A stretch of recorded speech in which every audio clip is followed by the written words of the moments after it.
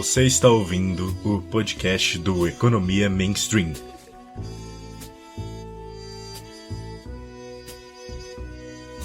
Olá, Homo econômicos, caso você seja uma pessoa que falta alguns parafusos desse juízo da economia, ou então olá, Homo sapiens, caso você seja uma pessoa com sanidade. Eu sou o João Pedro Freitas, graduando em Economia na USP, e você está ouvindo mais uma edição do podcast do Economia Mainstream, um projeto de divulgação científica de economia feita de forma séria. Bom, hoje, para falar um pouquinho sobre a crise asiática, a gente tem conosco duas pessoas da casa, já ouviram as vozes algumas vezes. Para começar, nosso queridíssimo carioca, o Rafael Rosa, estudante de economia no IBMEC do Rio de Janeiro. Bom dia, boa tarde, boa noite. E nosso querido editor, Thales Vanderbilt, estudante de economia na UFMS. Saudações asiáticas. Bom, para começar esse podcast, acho que é importante a gente dar um contexto do porquê a gente está falando da crise asiática. É simplesmente porque alguns dos nossos membros têm alguma curiosidade estranha por efeitos macroeconômicos e crises macroeconômicas obscuras? Também. Mas, no caso da crise asiática de 1997, ela tem uma importância histórica muito grande.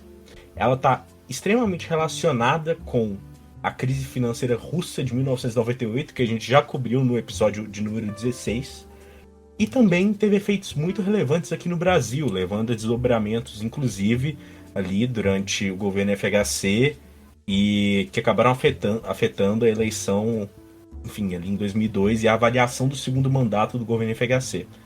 Bom, Thales, para começar esse podcast, me diz um pouco do contexto da Ásia nos anos 90. A gente chega na Ásia nos anos 90 com bonança econômica ou com crise? E como isso acabou levando à crise asiática de 1997? Então, João, como toda crise formada por uma bolha, né, havia ali uma certa bonança.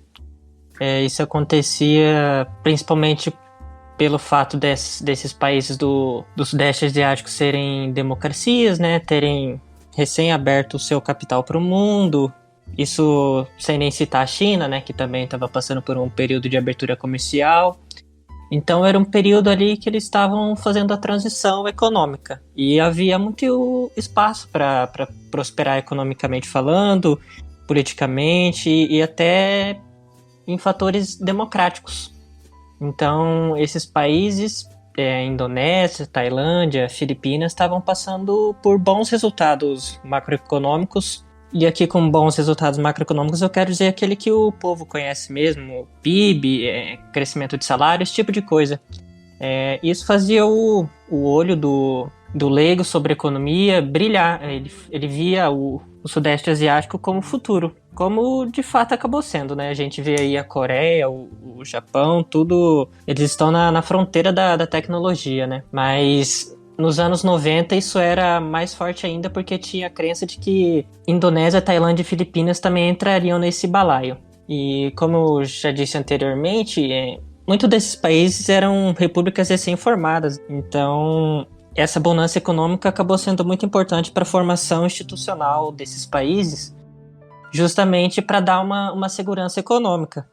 Porque se a economia vai bem, as pessoas acabavam confiando no governo. Ok, então a gente tem um contexto de bonança econômica para a Ásia.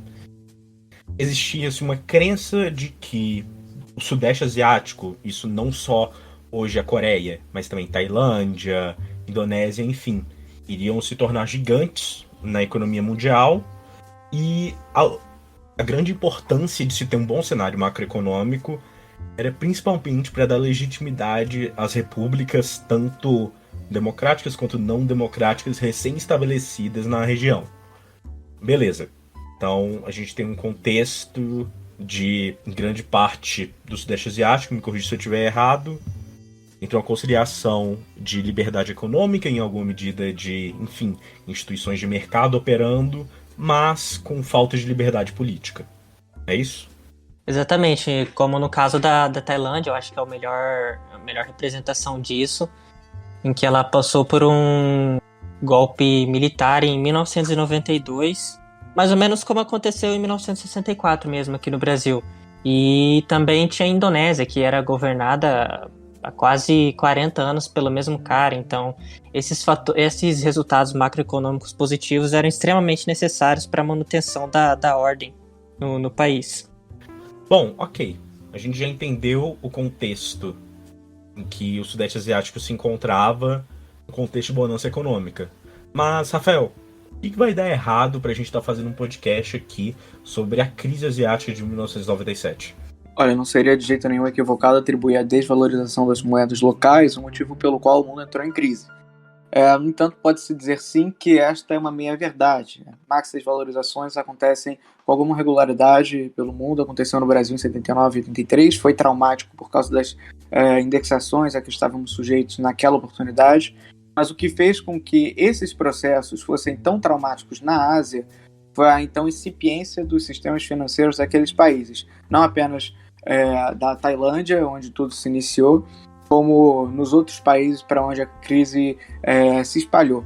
Embora a crise asiática tenha se iniciado naquele país, na Tailândia, a rápida desvalorização a que se observou em Taiwan, que na época tinha à disposição aproximadamente 90 bilhões em reservas, portanto não era tão pouco, e o ataque especulativo contra Hong Kong tiveram desdobramentos para muito além da Ásia, respingaram sobre toda a economia mundial, inclusive no Brasil. Os impactos da crise, naturalmente, foram sentidos sobre a economia brasileira, que depois de uma queda muito abrupta de 10,4% na Bolsa de Hong Kong, sentiu os seus papéis aplicados em Bolsa desvalorizarem-se em 8,15% em um só dia.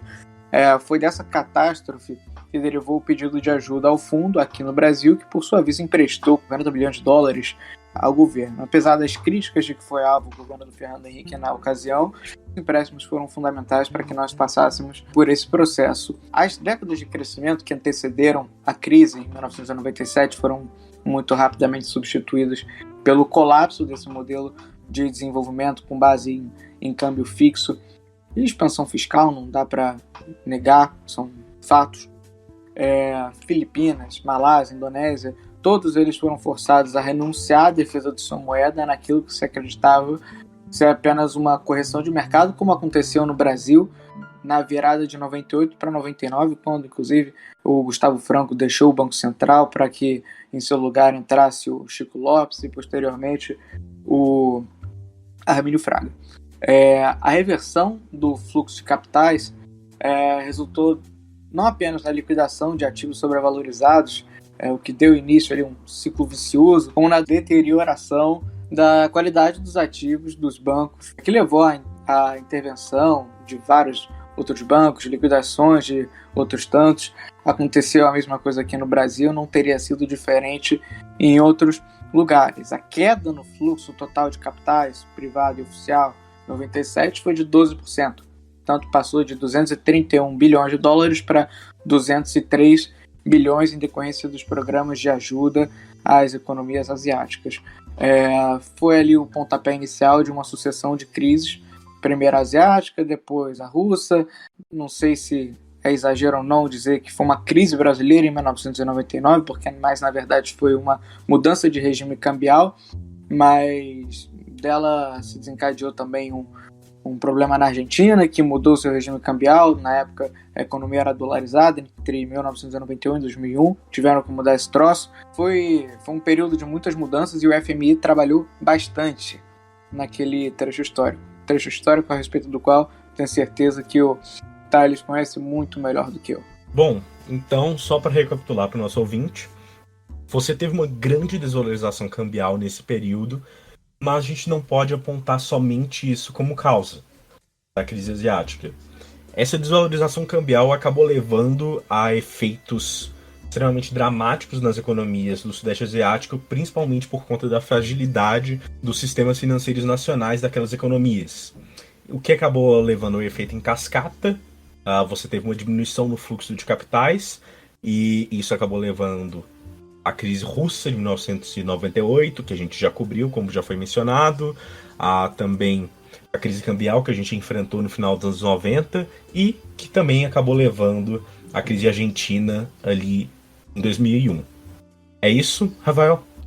Para encurtar uma história que é longa, a desvalorização ou depreciação, talvez seja essa a expressão mais correta, não acontece do nada. Por isso eu tendo mais a vê-la como consequência do que como causa do problema.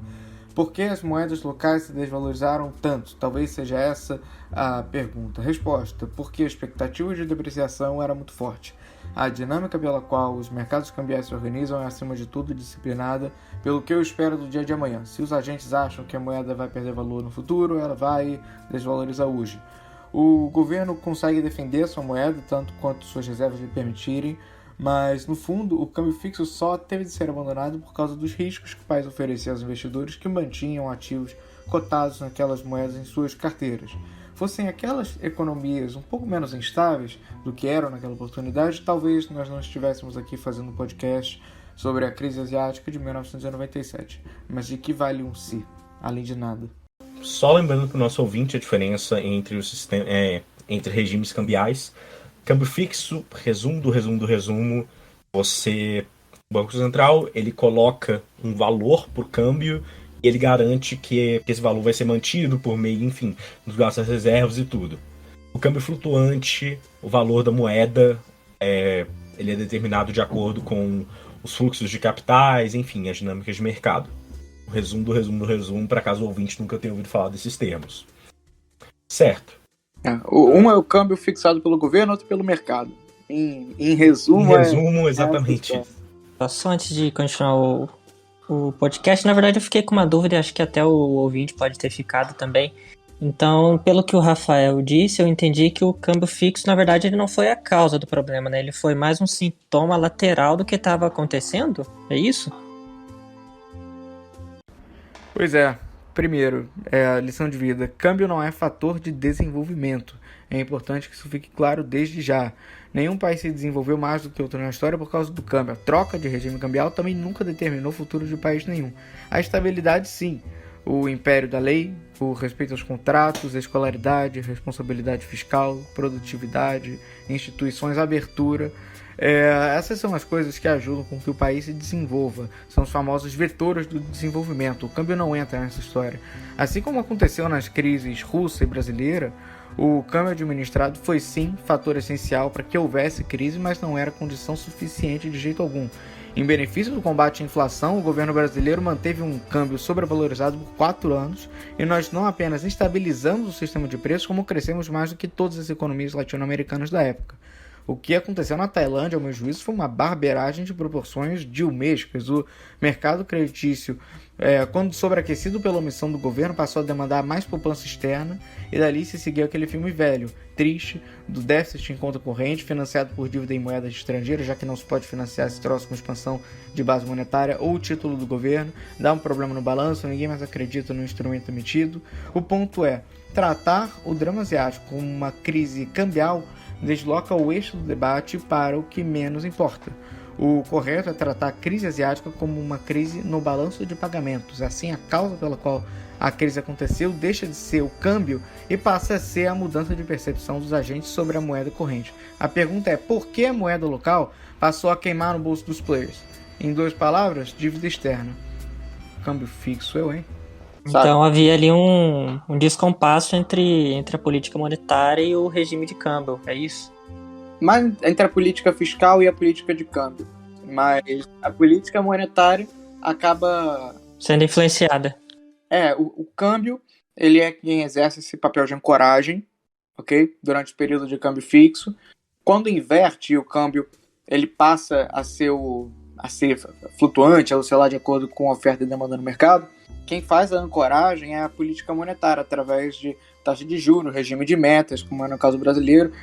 São 40 países aproximadamente que adotam o modelo de metas, que é um jeito de você ancorar as expectativas, sabe? No fundo, o benefício do câmbio fixo é que você mantém as expectativas muito bem ancoradas. Não se tem muita dúvida sobre qual vai ser o câmbio amanhã, porque todos imaginam que vai ser igual. Ninguém tem muita dúvida sobre como deve ser a inflação amanhã, porque a taxa de juros doméstica corresponde à taxa de juros internacional. Mas tem um preço, e o preço foi este que os asiáticos pagaram. Porque você, quando amplia os gastos, quando você reduz as receitas, quando você potencializa ao extremo, leva às últimas consequências a irresponsabilidade fiscal, você gera déficits em contas correntes que são amortizados por reservas cambiais que pressionam o governo a soltar a taxa de câmbio. E quando isso acontece, é uma desvalorização de 40%, 50%, 60%. Por isso eu digo que é mais uma consequência do que uma causa do problema. Perfeito, agora ficou claro para mim. Acho que para os ouvintes também. Boa noite, tudo bem?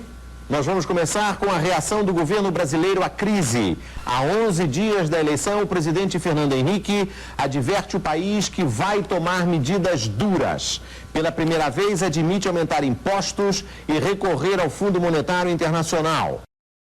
Bom, então depois desse esclarecimento sobre as causas no sentido macroeconômico da crise, Thales, podemos falar um pouquinho sobre os efeitos externos da economia, os efeitos políticos e institucionais?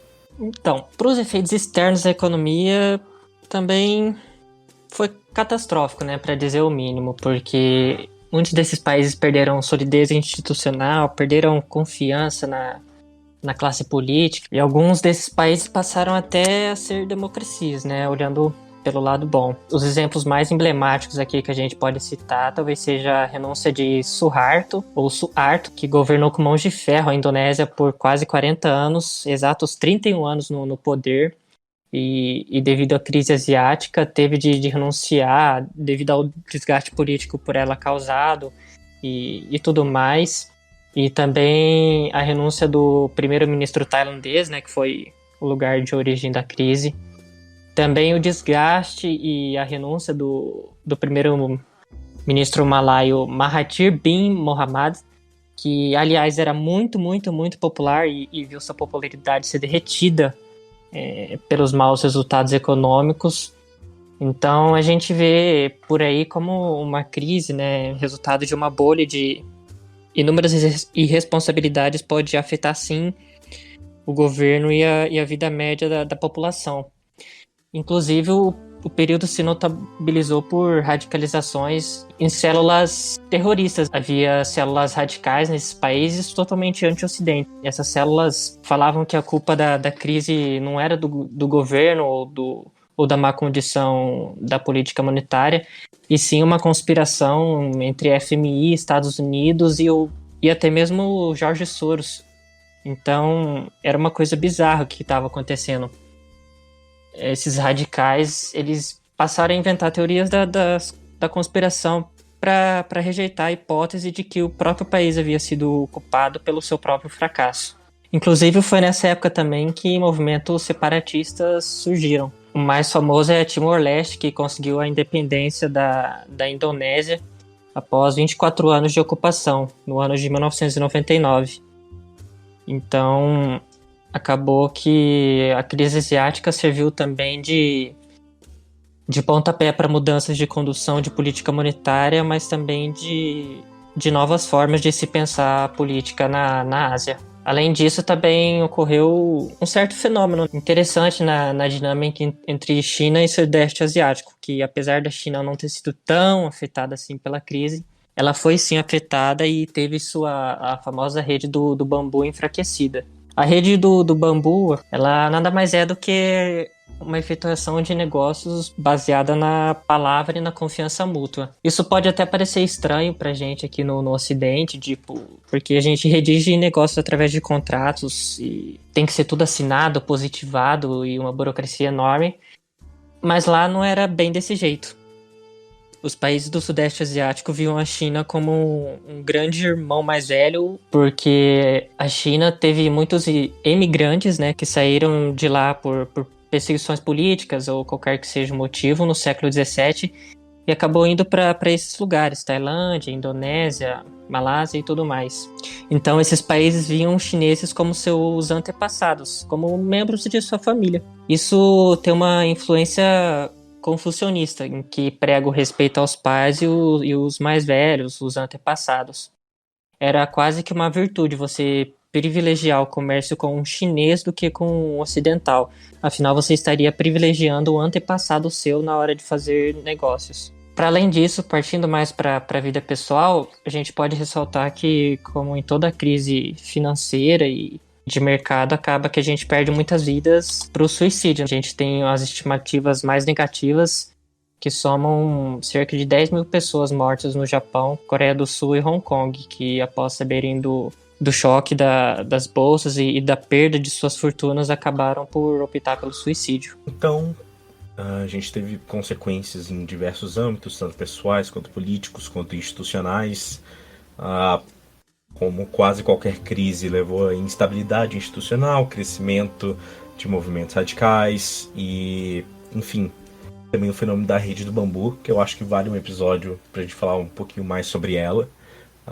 Acho que os ouvintes provavelmente vão se interessar por algo assim. E, claro,